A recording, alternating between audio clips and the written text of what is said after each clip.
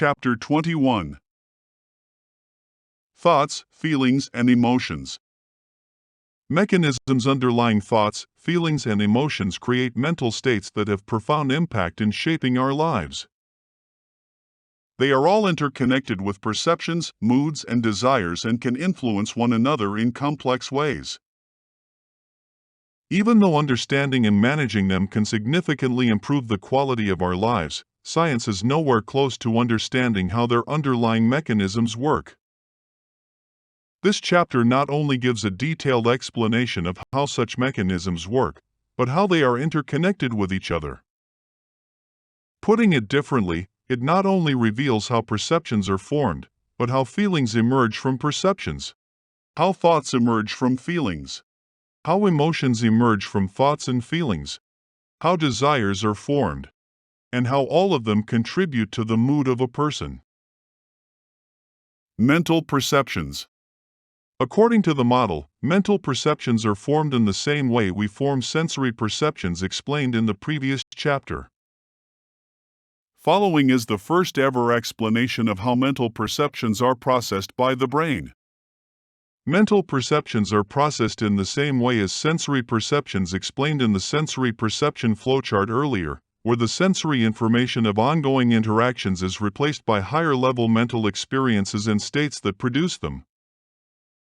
For example, if a person helps you in achieving a difficult goal, an attribute summarizing that he is a helpful person is stored in your System 1.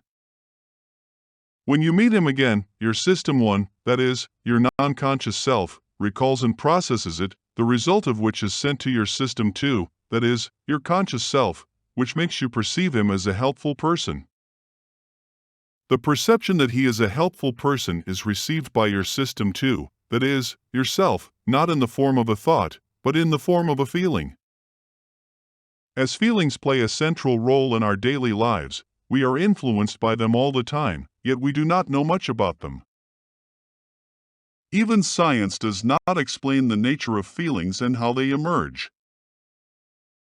Following is the first ever explanation of what feelings are and how they work. Feelings. Our brain uses various types of communication to process information and regulate bodily functions. Communication that happens in the interaction processing system, that is, in our mind, within and between System 1 and System 2 to process our interactions is what I call intramural communication. Feelings are the end product of such intramural communication. If further processing of a feeling generated by a situation is required, for example, in the process of making a choice, we convert it into what we call thoughts using language. Such decision-making requires deliberation, in which one or more chains of decisions progress in a sequential manner, where each decision is based on the previous one in the chain of thoughts. Such conversion helps tie up the content of an interaction, whether physical or mental, to its counterpart in language.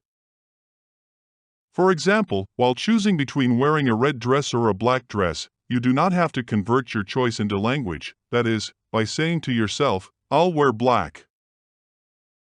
You simply pick up the dress with your chosen color based on your feeling. However, in the case of choosing which cell phone to buy, you may need to convert the interaction of buying the cell phone into language for deliberation. For example, it's better to have a larger display for the price compared to a larger memory, as I'm only going to use it to make calls and check emails. In a nutshell, language helps tie up content of feelings generated by physical or mental interactions with their lingual counterparts, so they can be recalled at will for the process of deliberation. Besides 1, storing information of a feeling to the memory and retrieving it when needed, and 2, processing it using cause and effect chains of thoughts for deliberating between multiple options, engaging in deep thoughts, etc., converting into language also helps us, in 3, communicating it with others. How do we use feelings? Feelings that we use in our daily lives are subjective experiences resulting out of intramural communication sent by System 1, whose attributes are simple enough to become evident to System 2, that is, the self, before they reach the stage where we convert them into thoughts. Putting it differently, feelings that we use in our daily interactions are based on information sent by System 1, whose attributes are gained by System 2, that is, the self, without the need of them to get converted into thoughts. An analogy to understand the same is, in the way you can detect whether a flashlight pointing at your closed eyes is on or off without the need to open them, your System 2 can detect the attribute of a feeling sent by System 1 without the need to convert it into a thought. Based on the same, feelings that we use in our daily lives are attributes that are received before the stage where we convert them into thoughts and thus do not reach System 2, that is, the self, in the form of thoughts. The reason we use feelings is that we make thousands of decisions every day that do not require converting them into language, for example, walking without thinking about each step, or dodging obstacles while walking. Sometimes we call them thoughts, even when they are based on feelings, for example, I thought it would be okay. They act as quick-fix guides, although not very precise or accurate, for interactions that are 1, not evaluated as significant by System 2, that is, the self, or are 2, repetitive, based on past experiences, habituation or hardwiring, and thus, do not require deliberation or active decision-making respectively. As a majority part of the thousands of decisions we make every day either are not evaluated as significant or are repetitive, such use helps in drastically saving time and energy of converting them into thoughts. We also use feelings as quick-fix guides for interactions that are highly significant and time-critical. For example, when a part of your body comes into contact with fire, you immediately pull it back without wasting time thinking about it, as even a little hesitation could prove fatal. There are 2 types of feelings: sensory feelings and mental feelings. Sensory feelings are results of physical sensations and perceptions being processed in the sensory system, like the feeling of something being hot, loud, or slippery.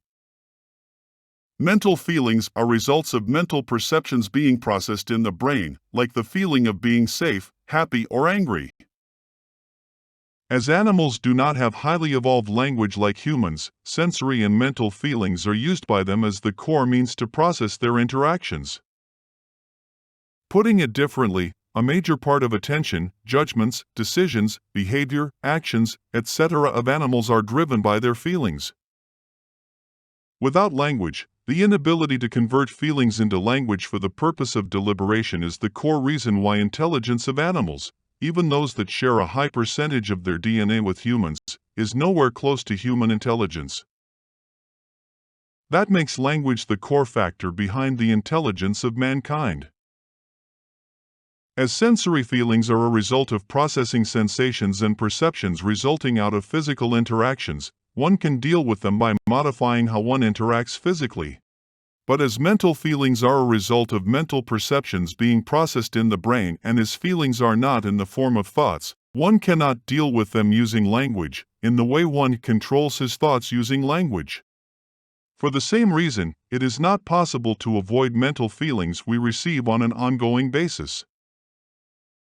If a person is having bad or unwanted mental feelings, he can either avoid them by working on their cause or ignore them.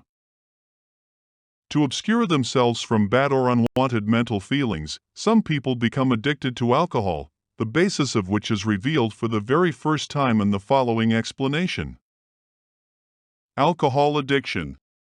Alcohol is classified as a depressant because it slows down function of the central nervous system, which delays sensory information in reaching a person's brain. As evident in the previous chapter, sensory information is at the core of mental life, which plays a highly significant role in reaching goals of the brain.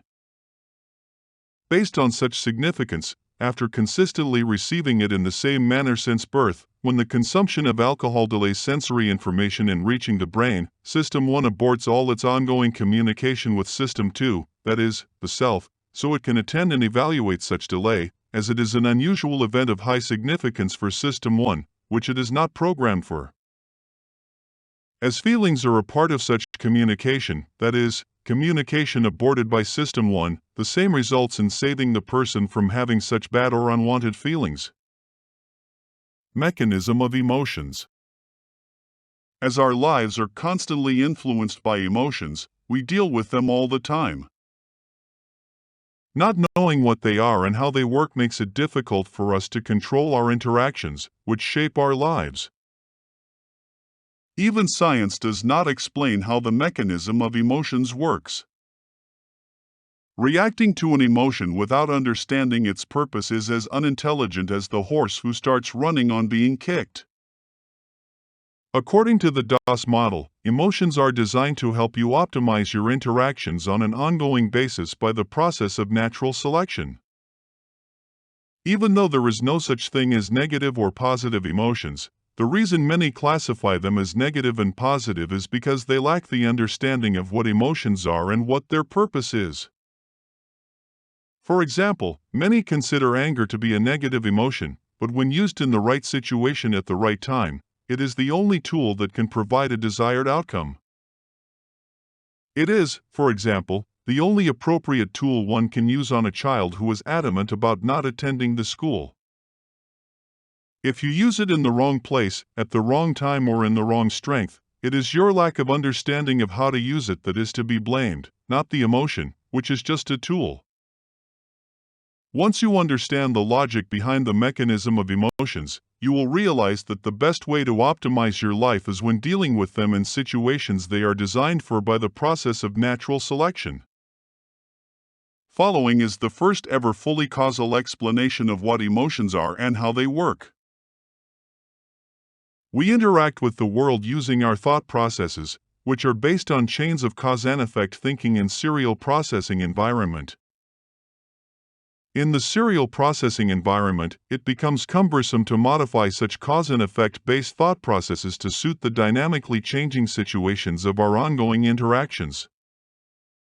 To optimize them in such dynamically changing situations, the process of natural selection has designed the mechanism of emotions, which is revealed in the following explanation.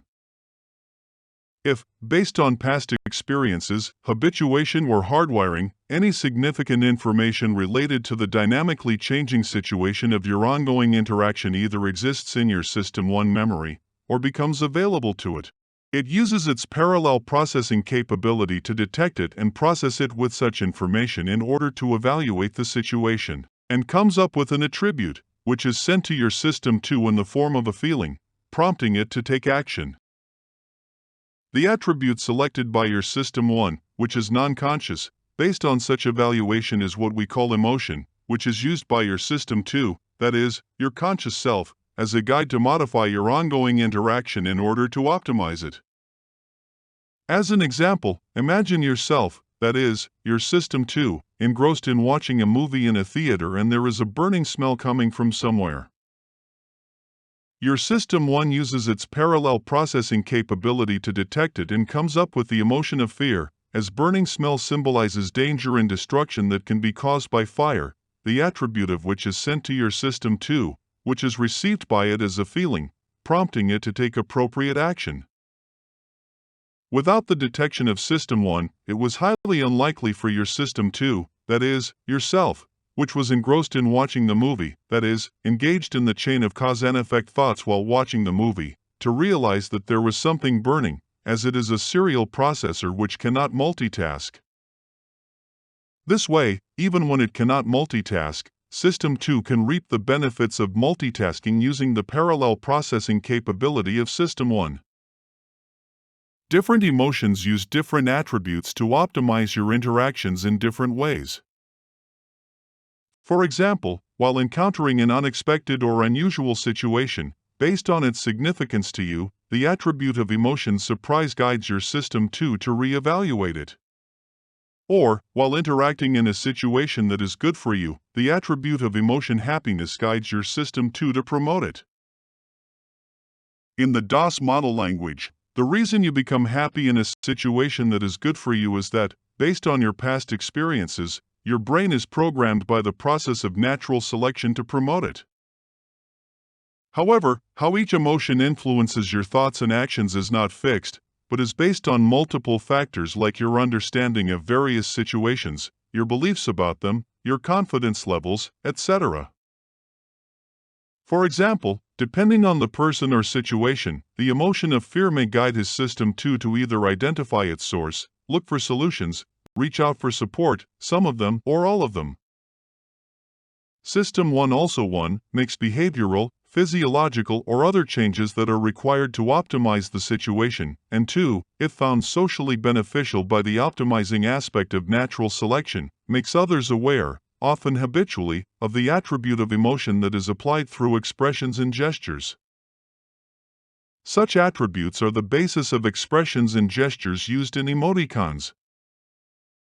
If, in a particular situation, System 2, that is, yourself, finds it detrimental to make others aware of your emotion by making such expressions and gestures, it guides your System 1 to refrain from expressing them.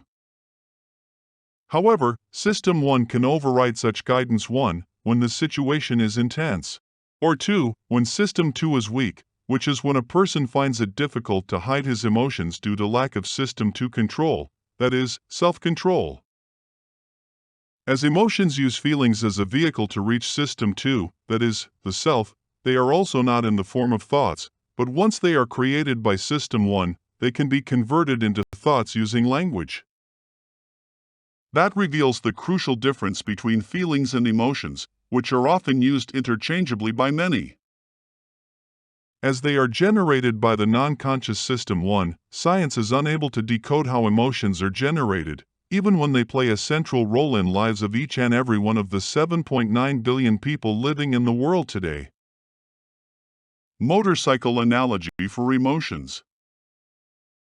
To benefit from your emotions in an optimized manner, it is essential to first understand how the mechanism of emotions works, which is simplified in the following motorcycle analogy. In the way a motorcycle is propelled by its rear wheel, our interactions are propelled by thoughts running in our System 2.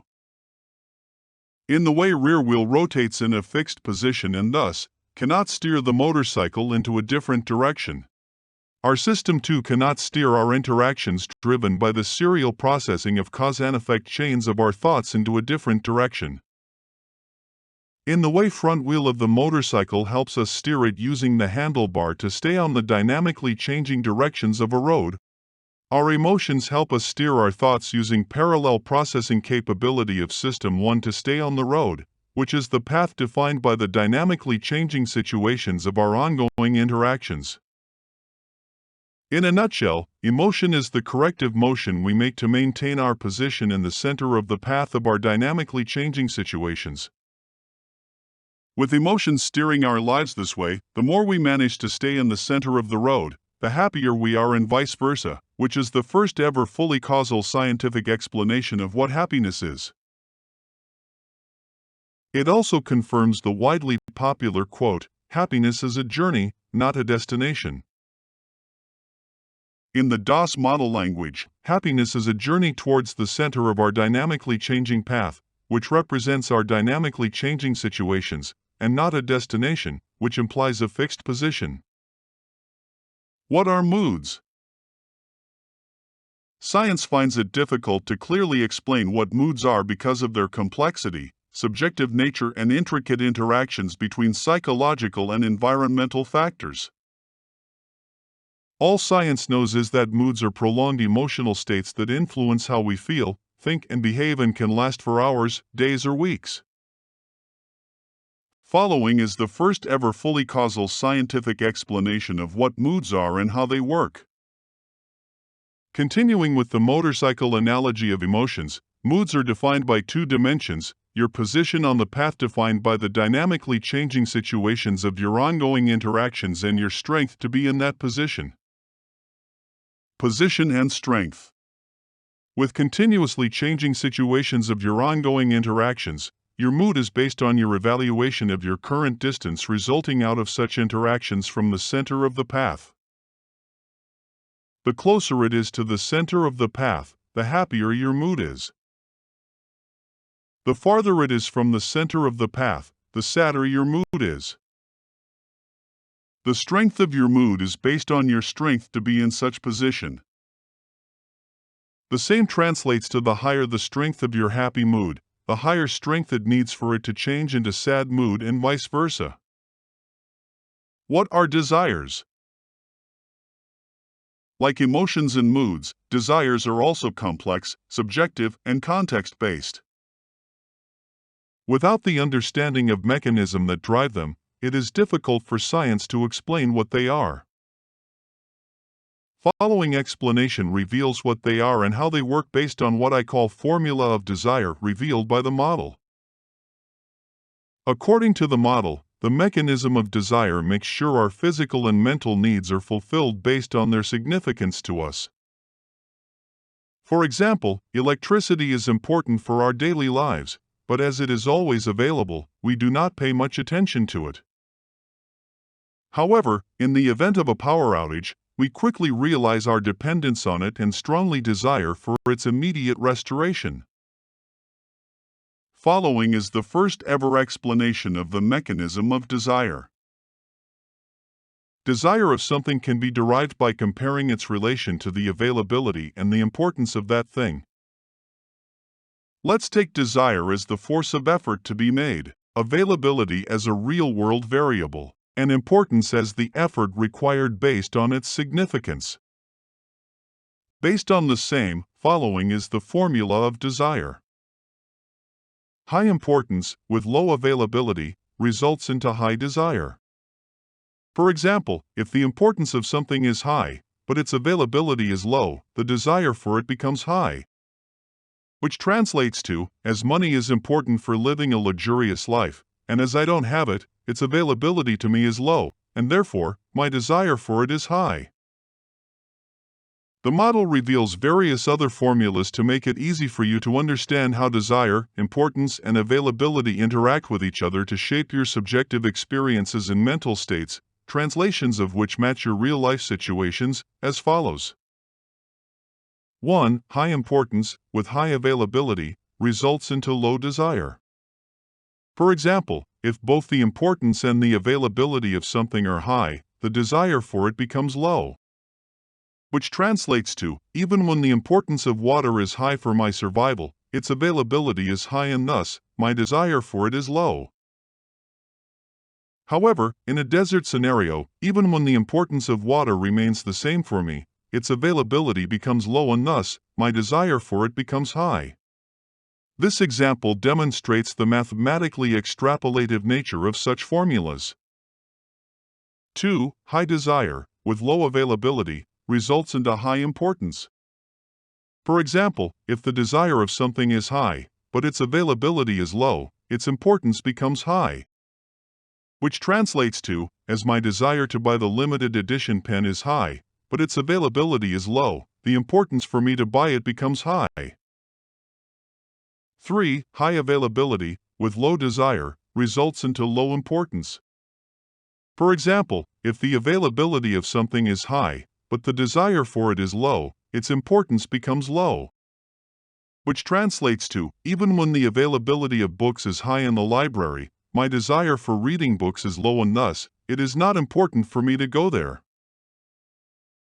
Although we typically treat it as a real-world variable, if you manipulate the availability of something, which, in the forthcoming example, is by repeating it or forcing it on someone, the desire formula can result in opposite consequences, that is, into negative desire, as follows.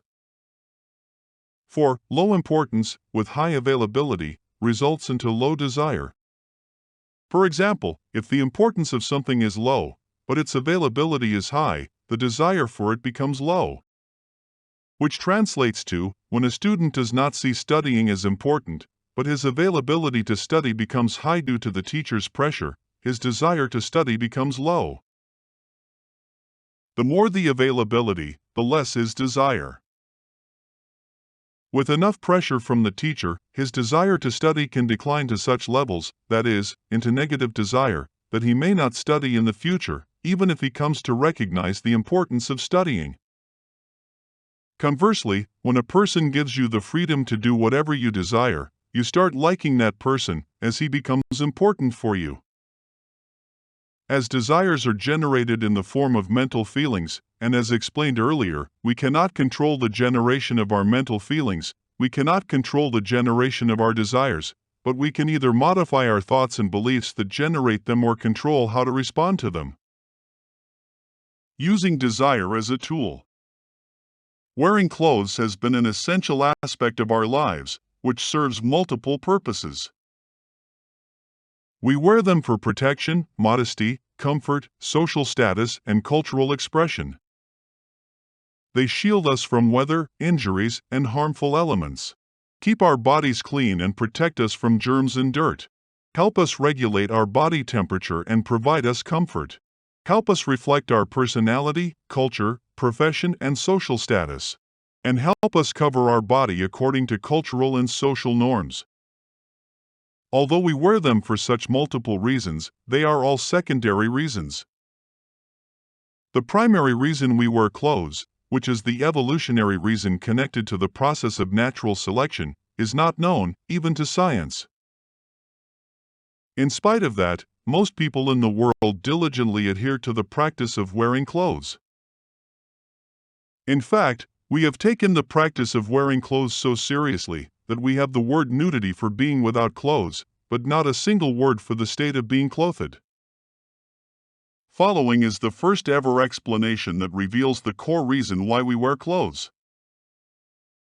As mentioned in the beginning of this course, survival and reproduction are the core goals of the process of natural selection. Both are equally important for the evolutionary process. Until now, you have learned how the evolutionary process takes care of the goal of survival in many different ways, but not the goal of reproduction. The model reveals how the process of natural selection uses desire as a tool to aid the evolutionary goal of reproduction. Based on the formula, desire is equal to importance divided by availability. When the availability of something important is low, the desire for it becomes high. According to the model, the core reason why we wear clothes is to cover parts of our body that are considered private, which is important for the goal of reproduction. By making the practice of hiding of our private parts a socio-cultural norm, which exists in most of the human population, the availability of them becomes low and thus, the desire for them becomes high. Such desire is used by the process of natural selection in multiple ways to promote and boost the goal of reproduction. Besides revealing detailed explanations of mechanisms underlying various emotions, my forthcoming work will reveal mechanisms underlying beauty, humor, music, art, taste, etc., which play a major role in influencing them, but are unknown to science. For example, it will reveal the mechanism behind why we like music, which is not only unknown to science, but even to the musician who is responsible for making it. To summarize, this chapter revealed mechanisms and processes underlying perceptions, feelings, thoughts, emotions, moods, and desires, and how they are interconnected with each other.